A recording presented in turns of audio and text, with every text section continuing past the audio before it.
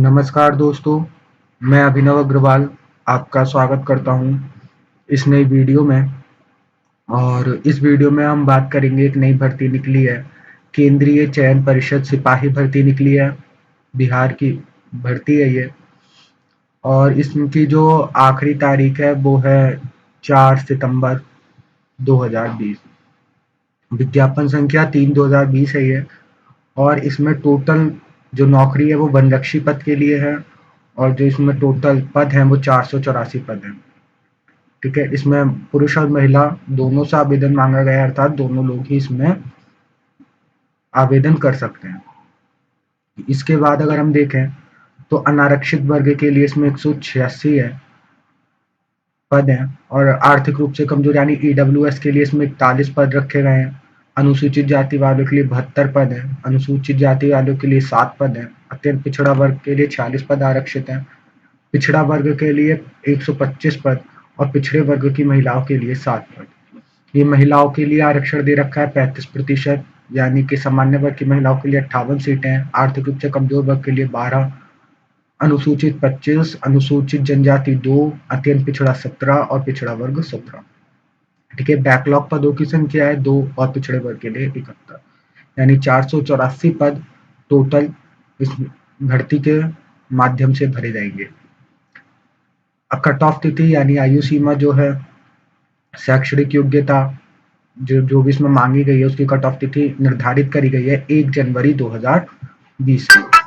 आरक्षण बिहार पद एवं सेवाओं की रिक्तियों में आरक्षण अधिनियम 1991 के तहत लागू करा जाएगा। महिलाओं के लिए 35% आरक्षण, जैसे मैंने बता दिया, उस हिसाब से महिलाओं को आरक्षण दिया जाएगा। ये स्वतंत्रता सेनानी आ गए। वनरक्षी पद हेतु आवेदन पात्रता: पहला, भारतीय नागरिक होना आपको अनिवार्य है।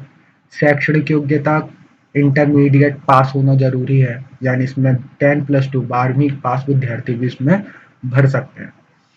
अभ्यर्थी की उम्र न्यूनतम 18 वर्ष होनी चाहिए और अधिकतम 23 वर्ष होनी चाहिए। मैंने जैसे बताया, कट ऑफ तिथि क्या होने वाली है, 1 जनवरी। ठीक है, 1 जनवरी इसकी कट ऑफ तिथि होने वाली है, 1 जनवरी 2020। ठीक है, 2020 इसकी कट ऑफ तिथि होने वाली, तो 1 जनवरी 2020 को आपकी कम से कम उम्र जो है वो 18 वर्ष और अधिक से अधिक 23 वर्ष होनी चाहिए। आर्थिक रूप से कमजोर वर्ग के लिए आरक्षण नियम 2019 में जो ईडब्ल्यूएस कैटेगरी पास हुई थी उसके अकॉर्डिंग इसमें ईडब्ल्यूएस का आर्थिक रूप से कमजोर वर्ग के लिए लगेगा। पिछड़ा वर्ग के लिए आयु में छूट है, न्यूनतम 18 वर्ष और अधिकतम 25 वर्ष है।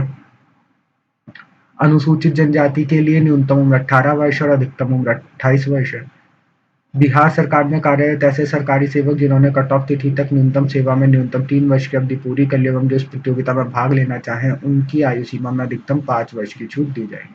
यानी कि अगर आप बिहार में कार्यरत हो, आपने 3 वर्ष तक बिहार की किसी सरकारी नौकरी में अपनी सेवा दे दी है, तो आपको 5 वर्ष की इसमें छूट दे दी जाएगी। आयु की गणना आपकी हाई स्कूल की मार्कशीट के अकॉर्डिंग की जाएगी, तो हाई स्कूल की मार्कशीट के अकॉर्डिंग ही आप अपनी एज का निर्धारण कर लें। न्यूनतम हाइट जो है वो 160 सेंटीमीटर मांगी गई है अनुसूचित जाति जनजाति के लिए, और जनरल वर्ग जो है और जो ओबीसी कैटेगरी उसके लिए 165 वर्ग मानी गई है। न्यूनतम सीना 79 सेंटीमीटर मांगा गया है, जबकि अन्य वर्ग के लिए 81 सेंटीमीटर माना गया है। सीने का न्यूनतम फैलाव 5 सेंटीमीटर दोनों वर्गों के लिए, और पैदल चलने की क्षमता 4 घंटे में 25 किलोमीटर, उसमें भी 4 घंटे में 25 किलोमीटर मांगी गई है। महिला अभ्यर्थी के लिए हाइट 155 सेंटीमीटर और अन्यों के लिए 160 सेंटीमीटर, और पैदल चलने की क्षमता 4 घंटे में 14 किलोमीटर और 14 किलोमीटर दोनों में ही मांगी गई है। अब देख लेते हैं इसमें भर्ती कैसे होंगी। तो पहला चरण इसमें लिखित परीक्षा का होगा। ठीक है, तो लिखित परीक्षा का स्तर बिहार विद्यालय परीक्षा समिति के इंटरमीडिएट यानी बिहार का जो इंटर का सिलेबस है उसी के अकॉर्डिंग होगा। इसमें गणित एवं सामान्य विज्ञान के प्रश्न मैट्रिकुलेशन अथवा समकक्ष स्तर के, यानी कि गणित और सामान्य विज्ञान 10वीं के स्तर का होगा। हिंदी भाषा के प्रश्न को छोड़कर शेष प्रश्न हिंदी और अंग्रेजी दोनों भाषाओं में रहेंगे। ठीक है, तो जो लिखित परीक्षा का आपको पता चल गया होगा कि लिखित परीक्षा 12वीं स्तर की होगी। प्रश्न पत्र 2 घंटे के प्रश्न पत्र का टाइम कितना होने वाला है, 2 घंटे का टाइम होने वाला है। ठीक है,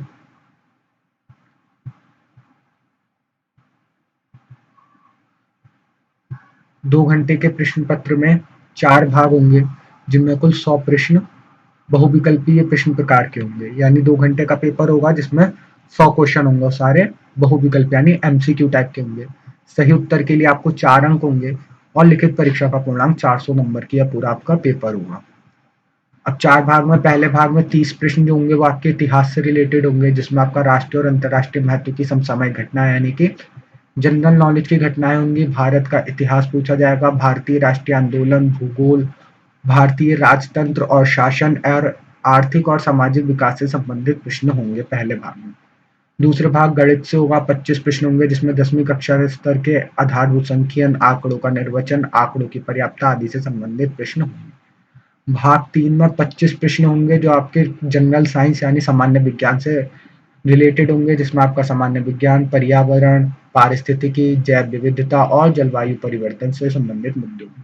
भाग 4 आपका हिंदी भाषा का होगा। भाग 4 का उद्देश्य हिंदी भाषा में अपने विचारों को सही रूप से प्रकट करना तथा गंभीर तर्कपूर्ण गद्य को पढ़ने और समझने की योग्यता का परीक्षा करना है। भाग 4 में 20 प्रश्न हिंदी भाषा के ज्ञान से संबंधित होंगे। ठीक है, इसमें आपसे सब कुछ पूछा जाएगा। अब बात सिलेबस की कर लेते हैं। लिखित परीक्षा का विस्तृत पाठ्यक्रम परिषद की वेबसाइट सिलेबस शीर्ष के अधीन, यानी आप इसकी वेबसाइट पर जाके देख सकते हैं सिलेबस में क्या क्या दिया गया है, वैसे मैंने आपको बताई गई है और इसका लिंक मैं वीडियो के डिस्क्रिप्शन में भी दे दूंगा, तो आप वहां से भी इसे चेक कर सकते हैं। तो निगेटिव मार्किंग जो है वो निगेटिव मार्किंग हाँ इसमें कर रखी है इन्होंने। प्रत्येक प्रश्न उत्तर के लिए 4 विकल्प दिए हैं और गलत उत्तर देने पर 1/3 अंक, यानी अगर एक 4 नंबर का है तो 1/3 कितना हो गया, 4 का 1/3, यानी कि आपका उसमें करीब 4/3 नंबर इसमें काट लिए जाएंगे। यदि उम्मीदवार एक से अधिक उत्तर देता है तो उसे भी गलत माना जाएगा। ठीक है, यदि प्रश्न खाली छोड़ दिया गया है तो उसमें कोई भी नेगेटिव मार्किंग नहीं होगी, यानी उसमें आपको 0 नंबर मिल जाएंगे। और अगर आपने गलत कर दिया तो उसमें आपको -1 या -4/3 की मार्किंग होगी।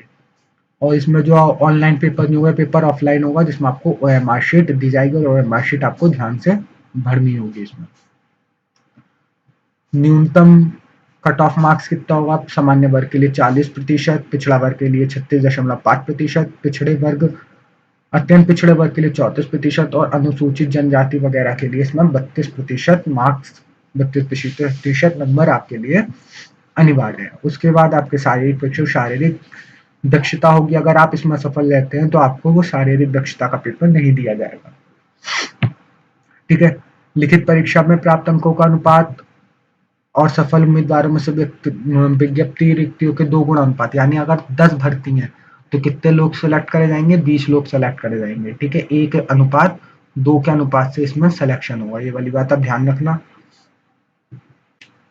फिर शारीरिक परीक्षा की बात आ गई। लिखित परीक्षा के आधार पर चयनित अभ्यर्थियों को शारीरिक परीक्षण दक्षता में सम्मिलित होना एवं इसमें सफल अनिवार्य होना तथा शारीरिक योग्यता के न्यूनतम निर्धारित मापदंड में कोई छूट अमान्य नहीं होगी।